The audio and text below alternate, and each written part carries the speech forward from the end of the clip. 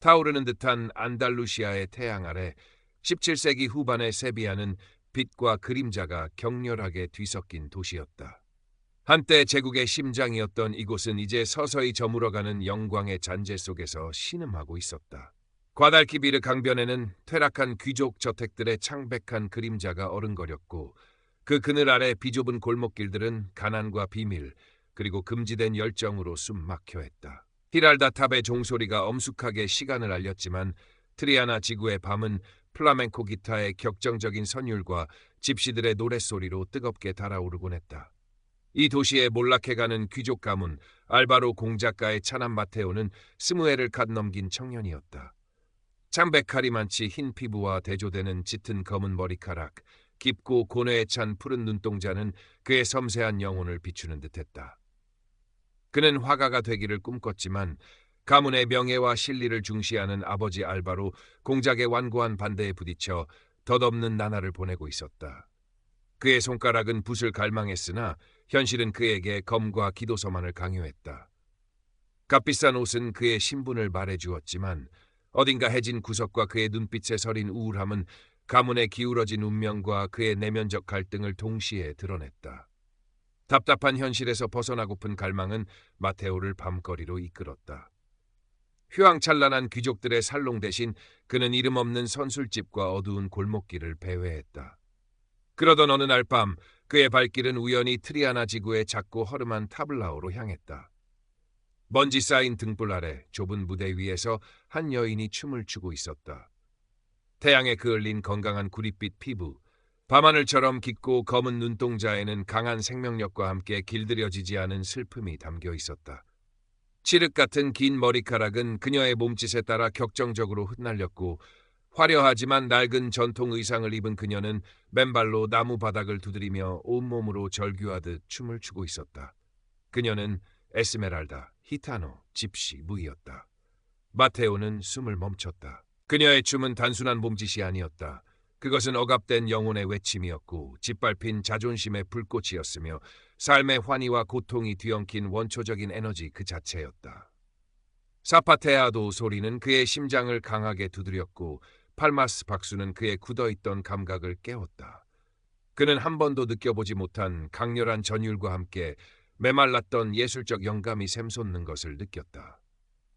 에스메랄다. 그녀는 그의 캔버스 위에 담아내야 할 살아있는 불꽃이었다. 공연이 끝나고 사람들이 썰물처럼 빠져나간 뒤 마테오는 용기를 내어 무대 뒤편으로 다가갔다. 땀에 젖은 채 거친 숨을 몰아쉬는 에스메랄다에게 그는 떨리는 목소리로 말을 건넸다.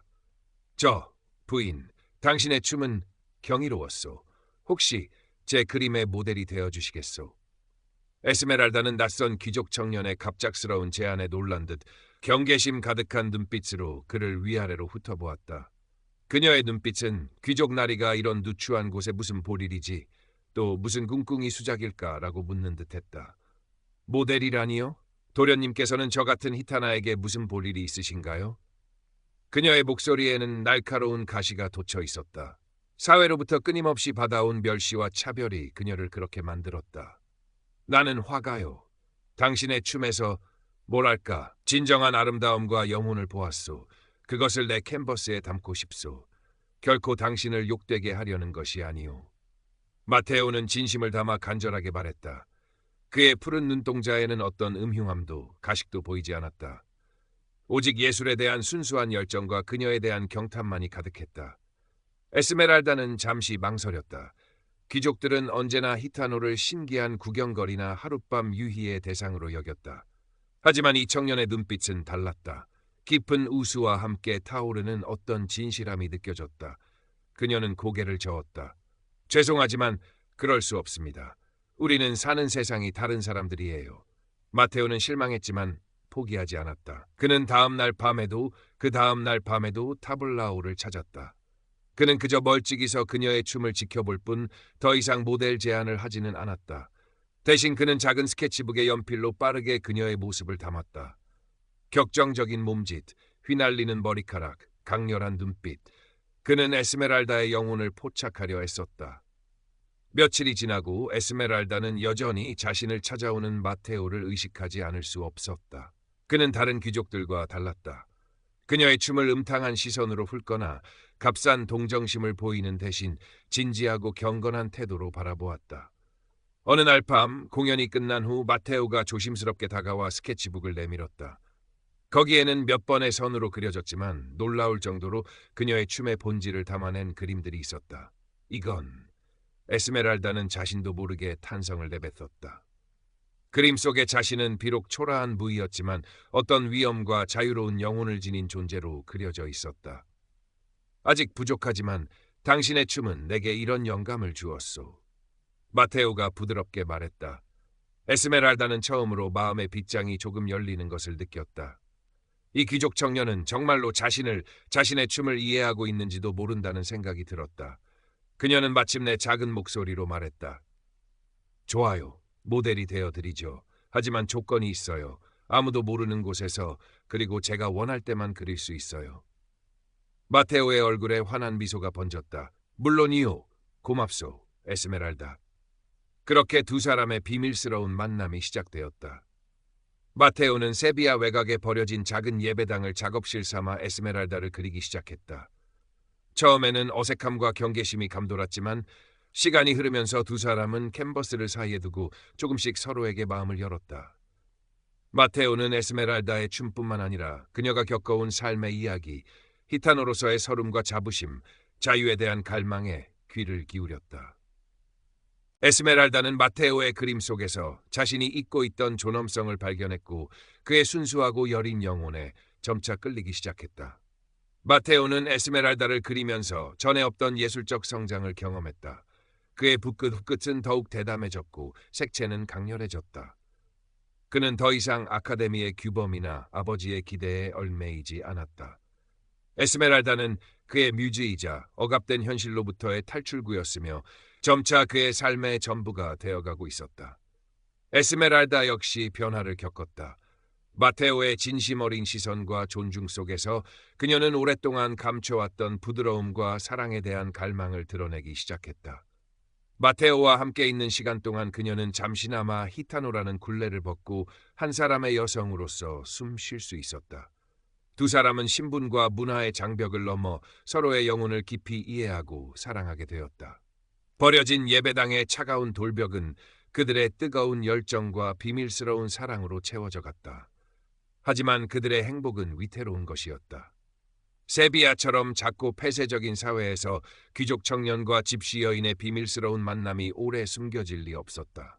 소문은 살랑거리는 바람처럼 귀족들의 살롱과 교회의 복도를 떠돌기 시작했다. 마침내 소문은 알바로 공작의 귀에도 들어갔다. 내가 감히 그 더러운 히타나 년과 어울려 다닌다는 게 사실이냐? 공작은 서재에서 마테오를 매섭게 추궁했다. 그의 얼굴은 분노로 일그러져 있었다. 우리 가문의 명예에 먹칠을 해도 유분수지. 당장 그 천한 것과의 관계를 정리하지 않으면 내 놈을 이 집안에서 내쫓을 줄 알아라. 마테오는 아버지의 분노 앞에서 움츠러들었지만 이번만큼은 물러서고 싶지 않았다. 에스메랄다는 그에게 단순한 모델이나 연인이 아니었다. 그녀는 그의 영혼의 일부였다. 아버지, 그녀는 천하지 않습니다. 그녀는 누구보다 순수하고 강인한 영혼을 가졌습니다. 저는 그녀를 사랑합니다. 사랑? 내 놈이 미쳤구나.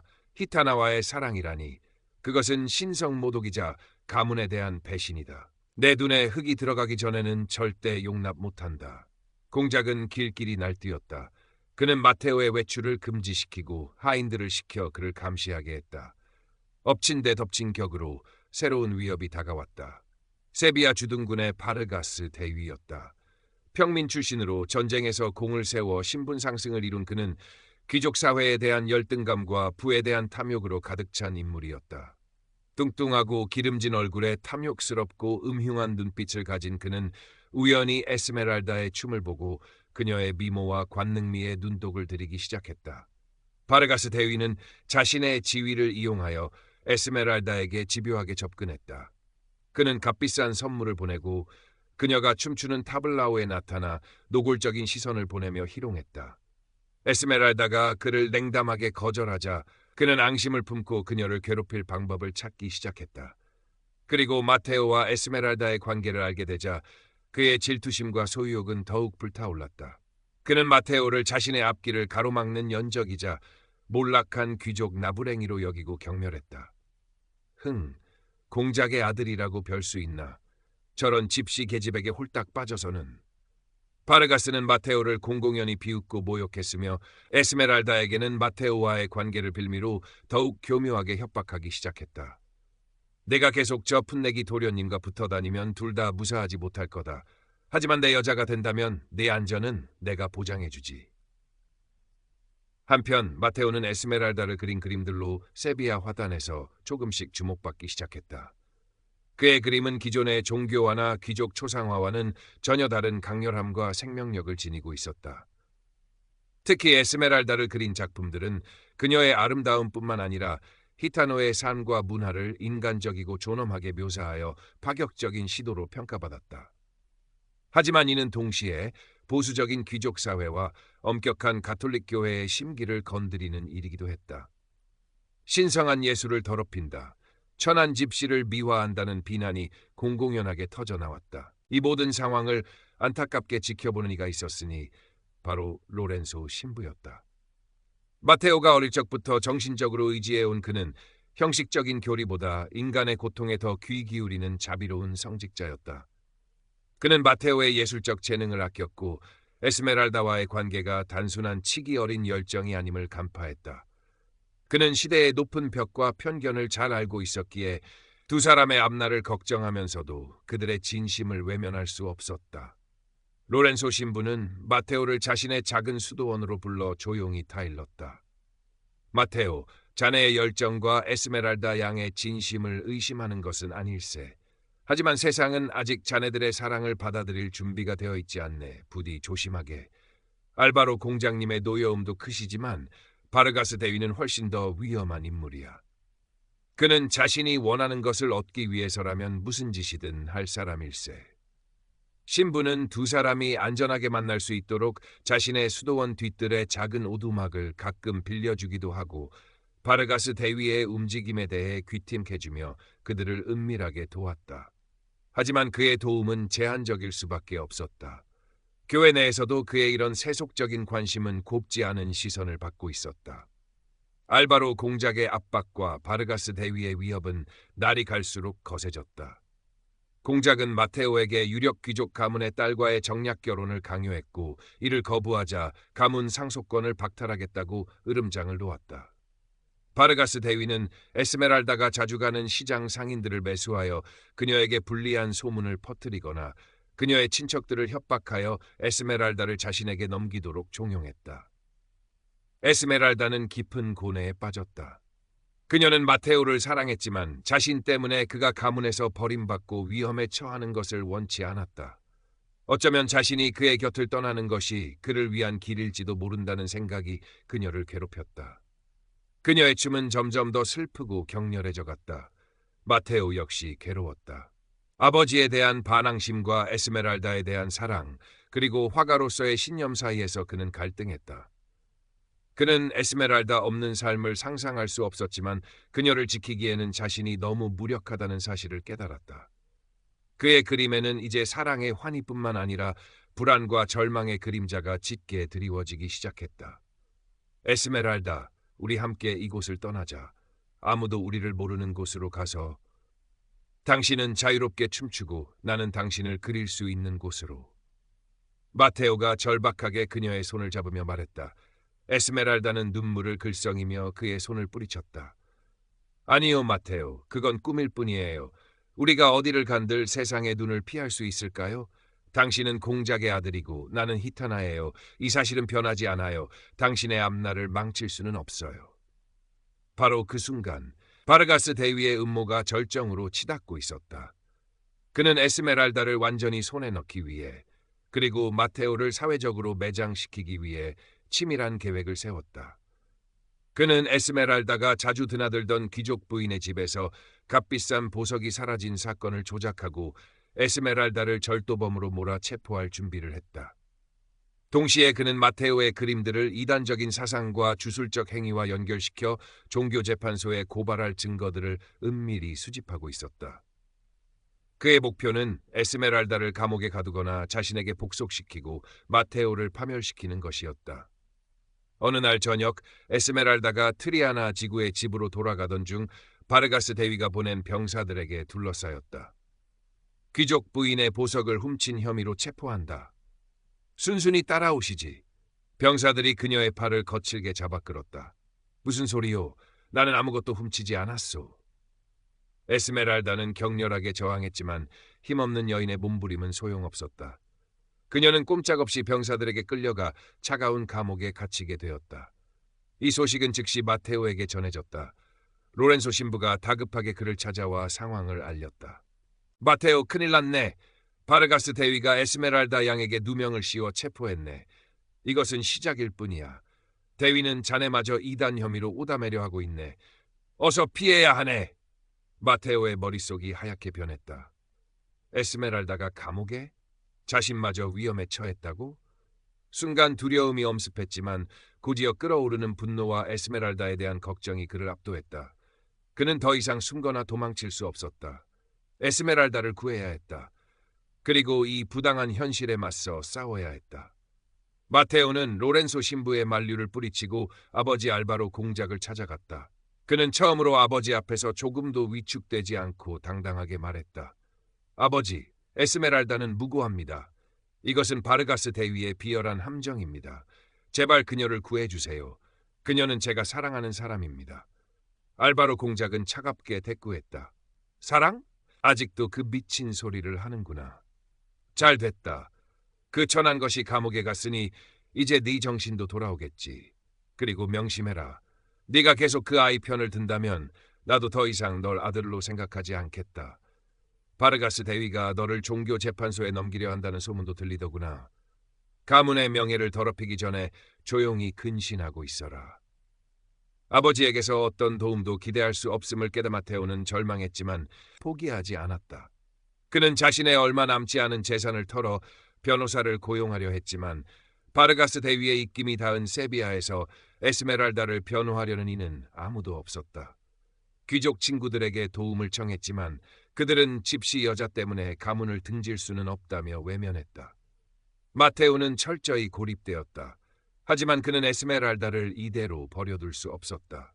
그는 결심했다. 자신의 모든 것을 걸고 세상의 진실을 알리기로. 그는 밤새도록 붓을 들었다. 그의 손끝에서 에스메랄다의 초상화가 완성되어 갔다. 그림 속 에스메랄다는 감옥의 어둠 속에서도 꺾이지 않는 존엄함과 슬픈 아름다움을 간직하고 있었다. 그것은 단순한 초상화가 아니었다. 그것은 마테오의 사랑의 증거이자 부당한 세상에 대한 고발이었다. 다음 날 마테오는 에스메랄다의 초상화를 들고 세비야 대성당 앞 광장으로 나갔다. 마침 미사가 끝나고 많은 사람들이 광장으로 쏟아져 나오고 있었다. 귀족, 성직자, 평민, 그리고 히타노들까지. 마테오는 군중 속으로 걸어들어가 높은 받침대 위에 올라섰다. 그리고 에스메랄다의 초상화를 높이 들어 올렸다. 여러분, 이 여인을 보십시오. 그녀는 에스메랄다, 제가 사랑하는 여인입니다. 그녀는 지금 부당한 누명을 쓰고 감옥에 갇혀 있습니다. 진실은 이것입니다. 군중은 술렁이기 시작했다. 몰락 귀족 청년이 집시 여인의 초상화를 들고 외치는 모습은 전례 없는 일이었다. 마침 광장 근처를 지나던 바르가스 대위가 이 광경을 목격하고 얼굴이 불그락불그락해졌다. 저 미친놈을 당장 끌어내려라. 신성한 광장에서 불경한 짓을 하다니. 바르가스 대위가 소리치자 병사들이 마테오에게 달려들었다. 바로 그때 군중 속에서 로렌소 신부가 앞으로 나섰다. 그는 마테오를 막아서는 병사들을 향해 조용하지만 단호하게 말했다. 잠시 멈추시오. 이 청년의 말에도 진실이 있을 수 있소. 바르가스 대위, 당신이 에스메랄다 양에게 개인적인 원한을 품고 있다는 소문이 파다하오. 그리고 당신이 과거 군수 물자를 빼돌렸다는 증거 서류가 내 손에 있소이다. 로렌소 신부는 품속에서 양피지 두루마리 몇 개를 꺼내 보였다. 바르가스 대위의 얼굴이 하얗게 질렸다. 로렌소 신부가 자신의 비리를 알고 있을 줄은 꿈에도 몰랐던 것이다. 군중은 더욱 크게 술렁였고 몇몇 귀족들은 바르가스 대위를 의심스러운 눈초리로 쳐다보기 시작했다.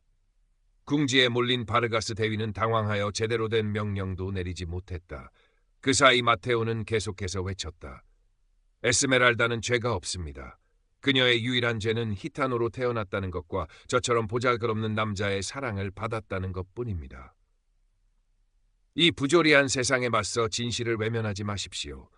그의 절규는 광장에 울려 퍼졌다. 그의 진심 어린 외침과 로렌소 신부의 용기 있는 증언, 그리고 바르가스 대위의 당황한 모습은 군중의 마음을 움직이기 시작했다. 익명의 누군가가 집시에게 자유를 이라고 외쳤고 곧이어 여기저기서 동조하는 목소리들이 터져나왔다. 상황이 불리하게 돌아가자 바르가스 대위는 결국 병사들을 물리고 황급히 자리를 떠났다. 그의 권위는 땅에 떨어졌고 그의 몰락은 시간 문제처럼 보였다. 사건은 그렇게 일단락되었다. 에스메랄다는 증거 불충분으로 풀려났지만 바르가스 대위의 비리가 완전히 밝혀져 처벌받기까지는 시간이 걸렸다. 그는 결국 권력을 잃고 세비야에서 추방되었지만 그가 남긴 상처는 깊었다. 알바로 공작은 아들이 벌인 소동과 가문의 명예 실추에 격노했지만 한편으로는 아들의 확고한 의지와 로렌소 신부의 개입 앞에서 무력감을 느꼈다. 그는 더 이상 마테오를 강압적으로 대하지는 않았지만 부자 사이의 골은 더욱 깊어졌다. 그는 끝내 에스메랄다를 며느리로 인정하지 않았고 마테오와 그 사이에는 차가운 침묵만이 흘렀다. 마테오와 에스메랄다는 다시 만났지만 예전과 같을 수는 없었다. 그들은 세비야 사회의 냉담한 시선과 보이지 않는 차별 속에서 살아가야 했다. 마테오는 더 이상 화단에서 주목받지 못했고 그의 그림은 팔리지 않았다. 에스메랄다는 예전처럼 자유롭게 춤출 수 없었다. 그녀의 춤에는 이제 기쁨보다 슬픔과 체념의 빛이 더 많이 서려 있었다. 두 사람은 깨달았다. 그들의 사랑은 잠시 세상의 벽을 흔들었을지 모르지만 그 벽을 완전히 무너뜨릴 수는 없다는 것을. 세비야는 더 이상 그들이 온전히 행복할 수 있는 곳이 아니었다.